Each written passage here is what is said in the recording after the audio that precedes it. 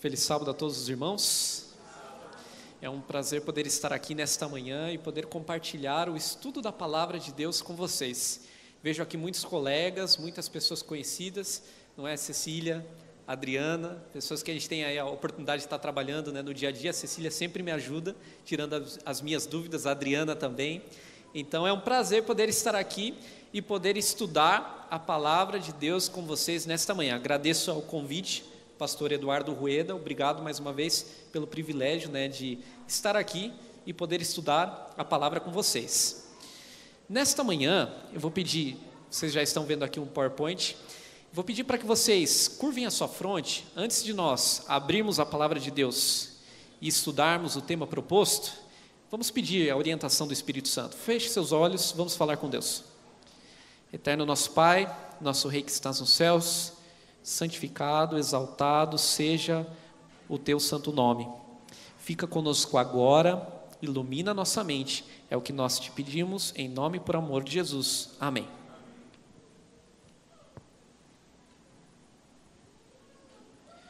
Bom, eu gostaria, antes de ler o texto, vocês já devem imaginar qual é o assunto que nós estaremos abordando nesta manhã, pelo título do sermão, Se Tu Uma Bênção, pela canção que nós cantamos, né, para iniciar o culto, o Deus de Abraão. Então vocês já devem ter uma ideia do que nós vamos falar sobre o assunto que nós estaremos abordando nesta manhã. Eu gostaria de introduzir um pouco aqui a história de Abraão. Leia comigo o capítulo 11, verso 31 do livro de Gênesis. Gênesis capítulo 11, verso 31 em diante.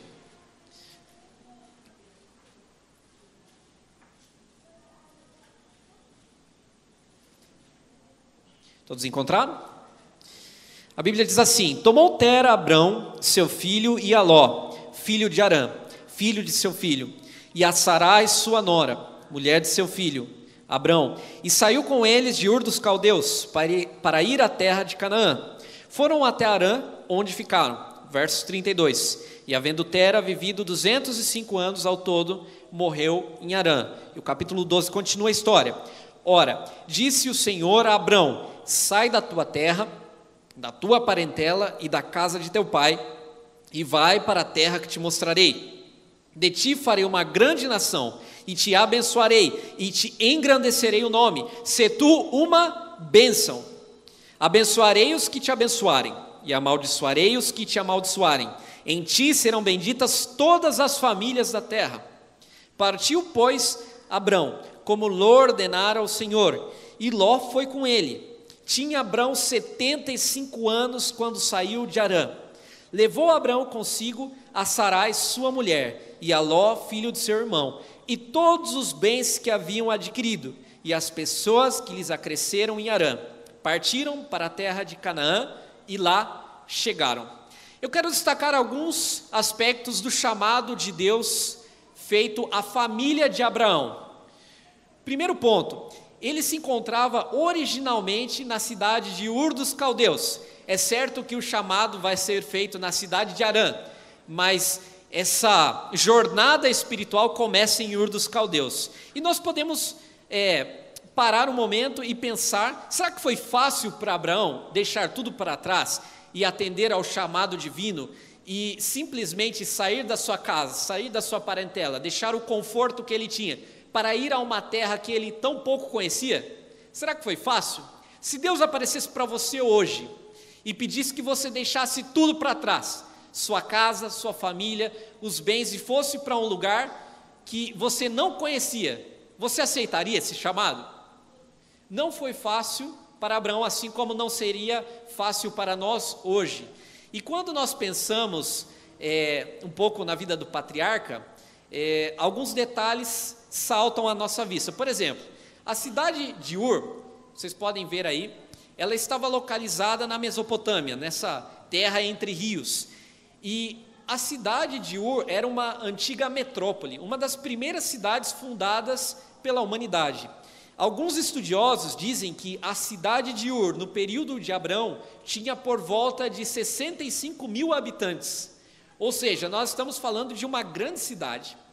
Tatuí tem um pouco mais de 100 mil habitantes, mas imagine uma cidade de aproximadamente 4 mil anos, né, com 65 mil habitantes. Era uma grande cidade.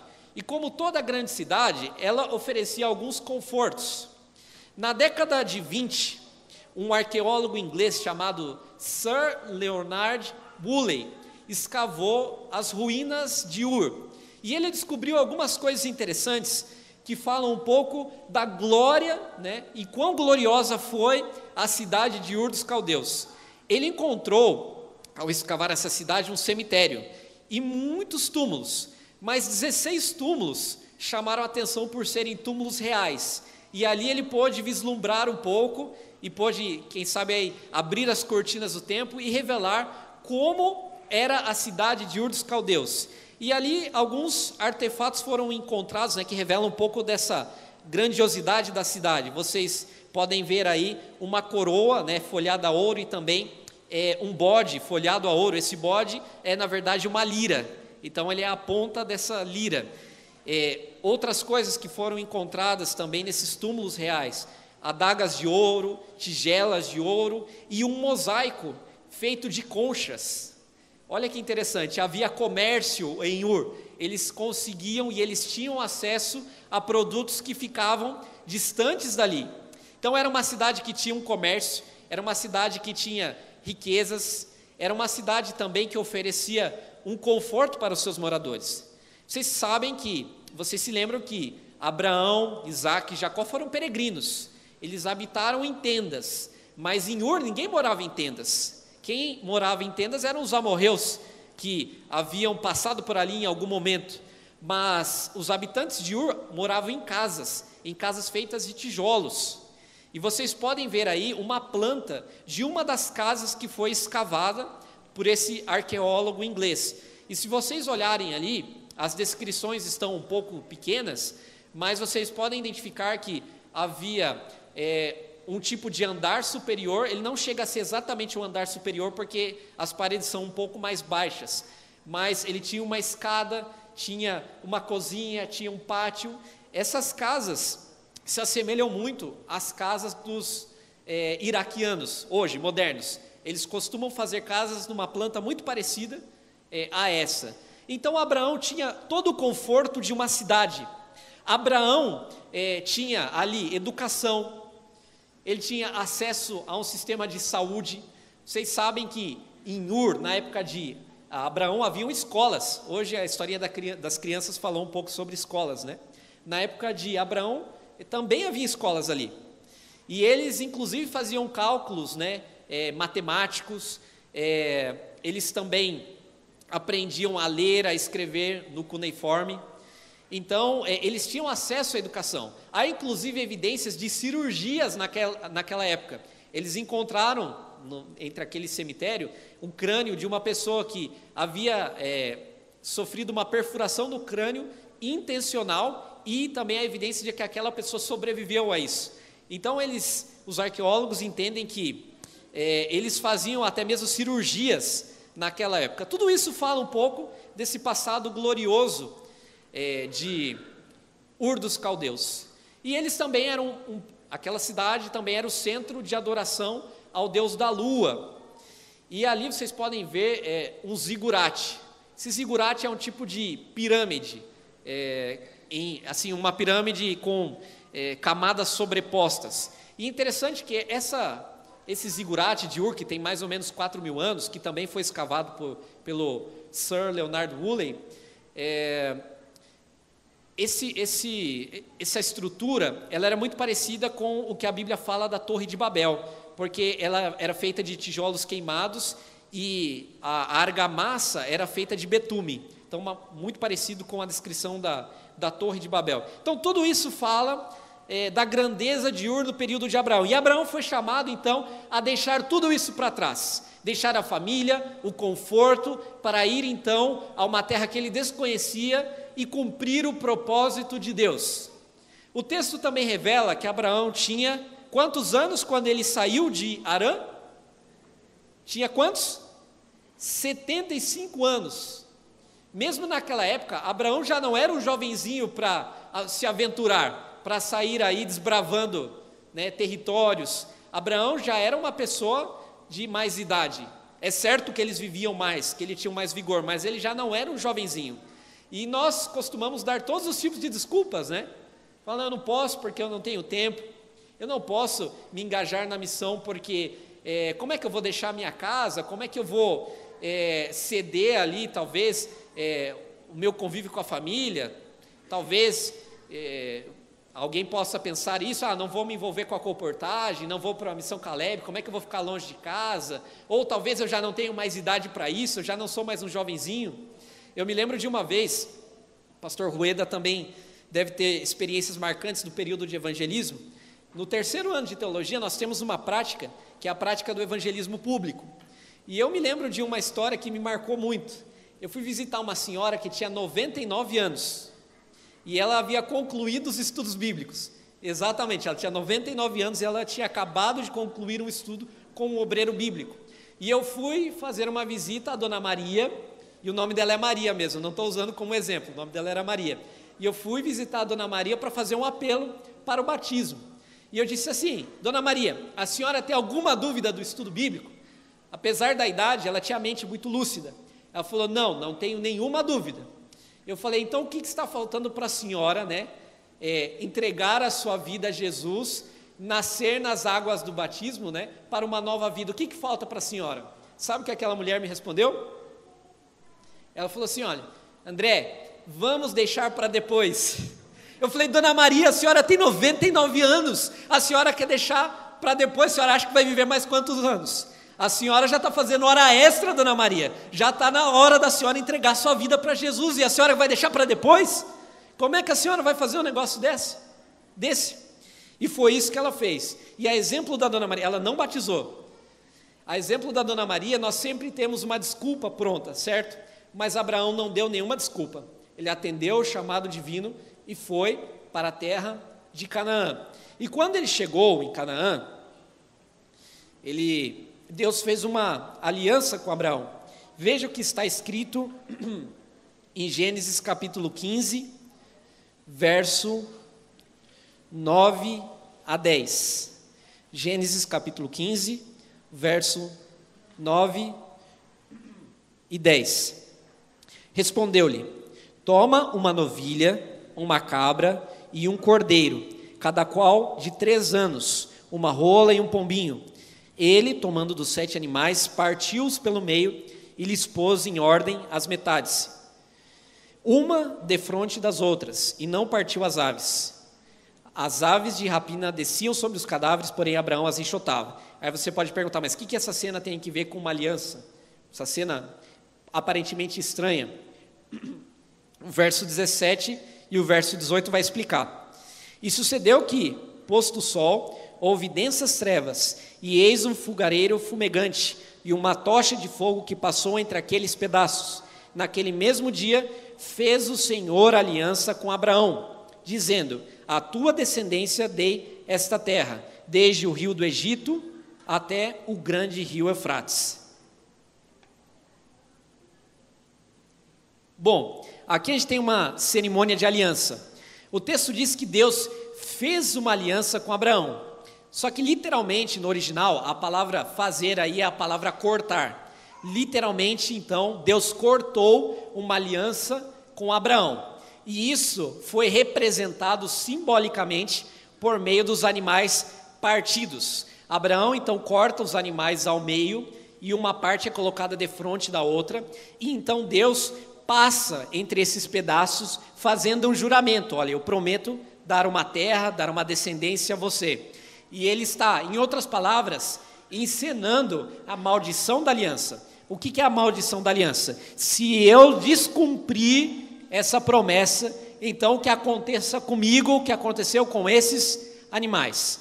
Cada sacrifício que era feito representava a maldição da aliança, representava a punição do transgressor, apontava obviamente para Jesus como o sacrifício, né, como o Cordeiro de Deus, que deveria morrer e se fazer maldição em lugar do pecador. Então veja, Jesus assume a maldição do transgressor ao se fazer sacrifício.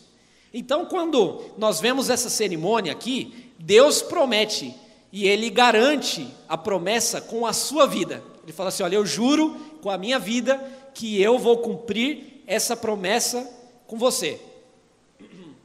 Agora, qual foi a promessa de Deus a Abraão? Gênesis capítulo 12, verso 1 diz: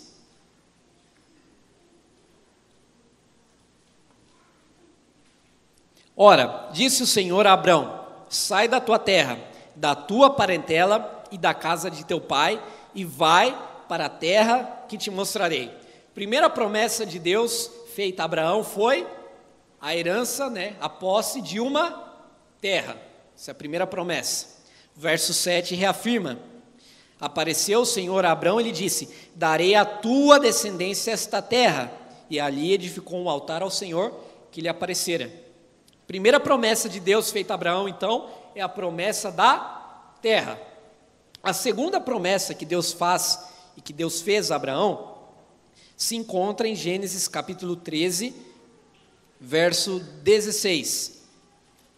Gênesis 13, verso 16: farei a tua descendência como o pó da terra, de maneira que, se alguém puder contar o pó da terra, então se contará também a tua descendência. Segunda promessa de Deus feita a Abraão, a promessa da descendência. Essa promessa é reafirmada no capítulo 15, no verso 5. Então conduziu-o até fora e disse: olha para os céus e conte as estrelas, se é que o podes. E lhe disse: será assim a tua posteridade. Então Deus compara a descendência de Abraão às estrelas do céu. Bom, essas duas promessas foram feitas originalmente a Abraão, mas o capítulo 17 vai dizer, especialmente no verso 7, que essa promessa também se estende à descendência de Abraão. Olhem o que está escrito no verso 7, Gênesis capítulo 17, verso 7.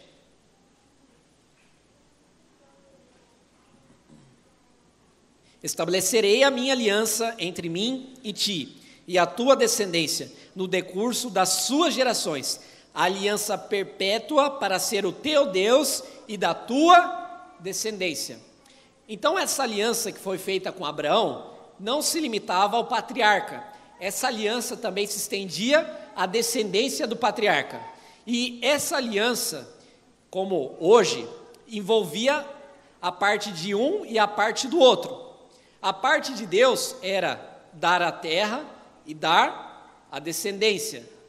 Mas qual era a parte de Abraão e da sua descendência nesse processo? Quando nós falamos de aliança, geralmente nós estamos falando da união de duas pessoas mediante um tipo de acordo, que é regulamentado por estipulações. Por exemplo, quando nós falamos de um casamento que envolve uma aliança, isso quer dizer que duas pessoas se comprometeram a viverem juntas, a cuidar uma da outra, a permanecerem unidas até que a morte as separe, não é assim? Tem uma série de estipulações, e ambas têm um papel a desempenhar dentro dessa aliança. Acontece que essa aliança feita com o patriarca Abraão e a descendência também se estende a nós, porque, de acordo com Gálatas, capítulo 3, verso 29, se sois de Cristo, também sois filhos de Abraão e herdeiros da mesma promessa. Ou seja, por mais que nós não sejamos herdeiros diretos, descendência direta, sanguínea do patriarca Abraão, nós somos descendentes espirituais, e nós também somos incluídos nessa aliança abraâmica. E é interessante que a promessa da terra não se limitava apenas ao Israel judaico, digamos assim. A promessa da terra não foi entendida por Abraão como única e exclusivamente a terra de Canaã. E isso fica muito claro no livro de Hebreus. Abram a sua Bíblia na Epístola aos Hebreus, capítulo 11, e acompanhem comigo a leitura desde o verso 8. Hebreus capítulo 11, verso 8 em diante. Hebreus capítulo 11, verso 8 em diante.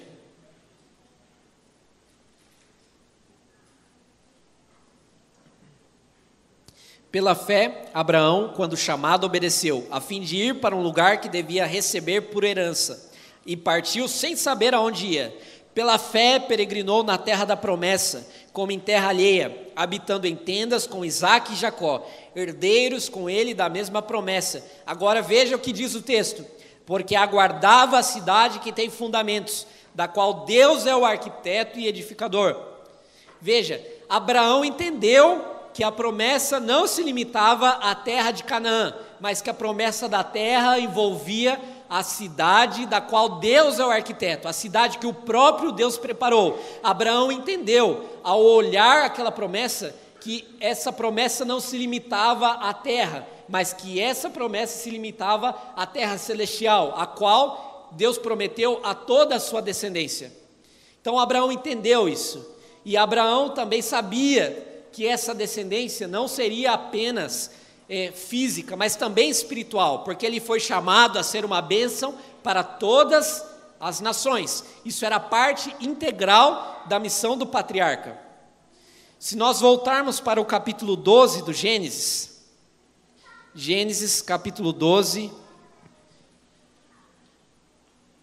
verso 2 e 3, eu vou pedir permissão para vocês para ler esse texto novamente. Nós já lemos, mas agora eu gostaria de destacar um outro aspecto.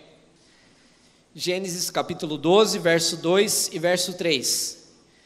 A Bíblia diz assim: de ti farei uma grande nação, e te abençoarei, e te engrandecerei o nome. Se tu uma bênção, abençoarei os que te abençoarem, e amaldiçoarei os que te amaldiçoarem, e em ti serão benditas todas as famílias da terra. Então, recapitulando, a parte de Deus no pacto era conceder a terra e a descendência, e essa terra não era apenas a terra de Canaã, mas a Canaã celestial, e a descendência não seria apenas a descendência física, mas também a descendência espiritual do patriarca, certo? Essa foi a parte de Deus no pacto. Mas qual é então a parte de Abraão? O primeiro ponto a ser destacado é: Abraão deveria ser uma bênção, ele deveria agir com intencionalidade, ele deveria abençoar todas as famílias da terra. Deus chama Abraão de um contexto de idolatria. No livro de Juízes é mencionado que a família de Abraão era idólatra, então ele sai da idolatria, ele sai de Ur. Se vocês repararem, voltando ao mapa, olha onde está a cidade de Ur, próximo à Babilônia, sob a influência de Babilônia. E Abraão então é chamado a sair da influência de Babilônia, assim como nós hoje também somos chamados: sai dela, povo meu. Abraão foi chamado a deixar a influência de Babel. Se vocês pararem para pensar, o que vem antes do capítulo 12, que é o chamado de Abraão? Justamente a Torre de Babel, no capítulo 11, a apostasia do povo. Então Abraão foi chamado a deixar essa influência negativa e ser ele mesmo uma influência positiva. Na Bíblia, eleição é sinônimo de missão. Deus nunca chama alguém para que ele fique parado no mesmo lugar. Deus chama as pessoas para que elas sejam um canal de bênção. Deus chama pessoas para que elas abençoem a outros. E foi assim com Abraão. Em um mundo entregue ao pecado, em que os homens se revoltaram contra Deus, Deus chama um homem para abençoar todas as famílias da terra. Essa é a primeira parte da missão de Abraão. Mas Abraão também deveria fazer algo mais. O verso 8 diz o seguinte: passando dali para o monte ao oriente de Betel, armou a sua tenda, ficando Betel ao ocidente e Ai ao oriente. E o que Abraão fez naquele local? Edificou um altar ao Senhor e invocou o nome do Senhor. Abraão deveria ser um canal de bênção, mas também deveria invocar o nome do Senhor. Ele não deveria ser apenas uma pessoa boa e testemunhar em meio aos pagãos, em meio a esse ambiente corrupto. Ele deveria também intencionalmente invocar o nome do Senhor. Ele deveria adorar o Deus verdadeiro. Ele deveria ser fiel ao Deus que o havia chamado para deixar a cidade de Ur e também a cidade de Harã, abandonar a idolatria da sua família. E como que Abraão invocou o nome do Senhor? Abraão invocou o nome do Senhor por meio de um sacrifício, por meio de um altar. E é interessante, Se nós avaliarmos aqui os relatos as histórias de Abraão, você vai ver que onde Abraão passava, ele construía um altar. Essa era a marca do patriarca. Por onde Abraão passava, ele construía um altar. E Ellen White menciona, no Patriarcas e Profetas, que devido à influência de Abraão e também dos altares que ele construiu, os habitantes de Canaã foram levados pelo testemunho e pelos altares a adorar o Deus de Israel. Então Abraão passava por um lugar, construía um altar, invocava o nome do Senhor naquela localidade e seguia. Mas ali ficavam pessoas que passavam a cultuar também o Deus de Abraão. Era assim que Abraão abençoava as famílias da terra. É óbvio que essa promessa encontraria o seu clímax por meio da figura do Messias, que sim, por meio dele a salvação seria levada a todas as famílias da terra. Mas Abraão deixou uma marca. Por onde ele passava, ele influenciava as pessoas. E eu pergunto a você, será que nós temos agido como patriarca? Será que nós temos sido uma influência positiva em todos os lugares que nós passamos? No trabalho, no estudo, na igreja? Qual tem sido a sua marca? Qual tem sido a marca que você tem deixado? Será que você tem deixado altares também? Será que você tem deixado um altar na sua família, no seu trabalho, nos estudos? Interessante que, como eu mencionei a vocês, a promessa feita a Abraão se estende a nós, certo? Nós ainda temos a promessa de uma terra, a Canaã celestial. E nós também somos descendência de Abraão. Então nós vimos o cumprimento e vamos ver esse cumprimento final quando todos nós estivermos na Nova Jerusalém e nos encontrarmos então ali com o patriarca e vemos todas aquelas pessoas como descendência física e espiritual do patriarca Abraão. Então essa promessa ainda encontrará seu clímax final por ocasião da nova terra, por ocasião da renovação de todas as coisas, a volta de Jesus e assim por diante. Mas, se a parte de Deus na aliança ainda continua em pé, isso quer dizer que a parte de Abraão no pacto também continua em pé. Quantos aqui querem participar da promessa de Abraão? Quantos aqui querem estar na Canaã celestial? Quantos aqui querem ser parte dessa descendência? Eu quero ser parte. Mas quantos nesta manhã estão dispostos a se comprometer com a vida do patriarca, com o seu pacto, em ser uma bênção, em construir altares, em ser uma influência positiva e abençoar todas as famílias da terra? Ninguém vai participar da promessa sem antes participar da missão. Ninguém vai colher os frutos da aliança sem ele mesmo ter obedecido às estipulações dela. Nós precisamos ser como Abraão para receber a promessa dele. Essa promessa se estende a nós, mas nós precisamos fazer a nossa parte. Deus chamou a cada um de nós, chamou a descendência de Abraão para ser uma bênção. Essa é a nossa missão. Mas alguém pode perguntar: pastor André, como é que eu faço isso? Como é que eu posso ser uma bênção hoje? Isso daí foi há quase 4.000 anos atrás. Abraão construía altares, está certo, mas hoje eu não posso simplesmente passar por aí e construir altar. O pessoal vai achar que eu estou fazendo um churrasco.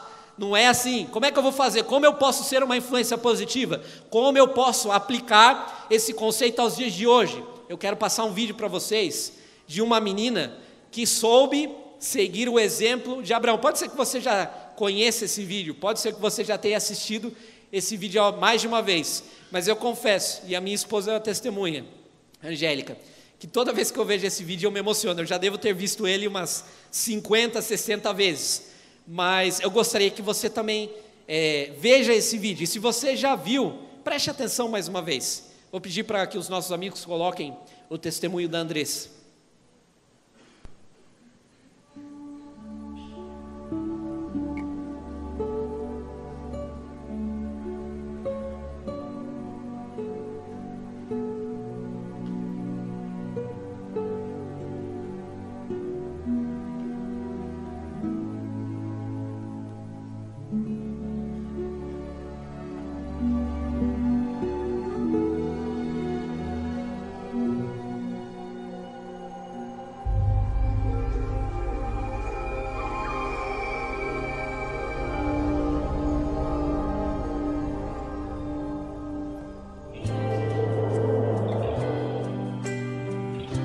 E aos domingos é a rádio e eu começo com a meditação. Tem o tempinho das crianças, onde eu conto historinhas infantis. Depois vem os brindes e assim é o programa de todos os domingos. Segunda-feira de manhã eu estudo e à tarde a gente faz bastante trabalho missionário. Terça-feira eu visito o asilo e lá a gente canta, a gente ora, a gente brinca. Tem algumas pessoas até que são sozinhas, assim, sabe, que se abrem bastante com a gente. Quarta-feira a gente se reúne na minha casa para fazer a cooperativa. A gente faz telha, decupagem, a gente faz biscuit, vidros, a gente faz porta-retrato de EVA, a gente faz imãs de geladeira, várias coisas de artesanato. Porque as famílias que trabalham na cooperativa são famílias bem carentes. Sexta-feira eu montei um grupo de oração intercessória. Então cada criança pega esse pedido de oração que vem de várias igrejas e ora por este nome que pegou no papelzinho. Essa oração intercessória é bem interessante porque muitos pedidos já foram respondidos através das nossas orações, né? Porque a oração tem poder. Aos sábados, eu me acordo um pouquinho mais cedo e convido algumas crianças para irem à igreja. Essa é a minha semana, né? No sábado da mesma semana, eu me batizei. Na outra quinta, eu montei meu pequeno grupo. A primeira pessoa que eu fui foi no Robert. Disse assim, Robert, tu vai ser muito importante para o pequeno grupo, Robert. Um fazia chamada, outro era diácono, outro era recepcionista, outro era diaconisa, outro entregava a folhinha do tema. Só que cada um que tinha seu cargo tinha que levar 2 amiguinhos. Então o número de crianças foi aumentando. De 10 foi para 20, 25 e hoje se encontram as 45 crianças. O interessante é que através do meu pequeno grupo deu para fazer todos esses trabalhos missionários. Eu sou uma criança normal, porque eu estudo, eu brinco quando dá tempo, curto os meus pais, curto as minhas irmãs. Jesus nos dá 24 horas. Se tirarmos 1 hora para fazer um trabalho missionário, entregar um folheto, entregar um curso bíblico, porque Jesus está voltando, Ele está mostrando sinais, profecias, isso tudo já está se cumprindo. Se não fazermos a nossa parte agora, se quiser fazer amanhã, talvez não dê tempo.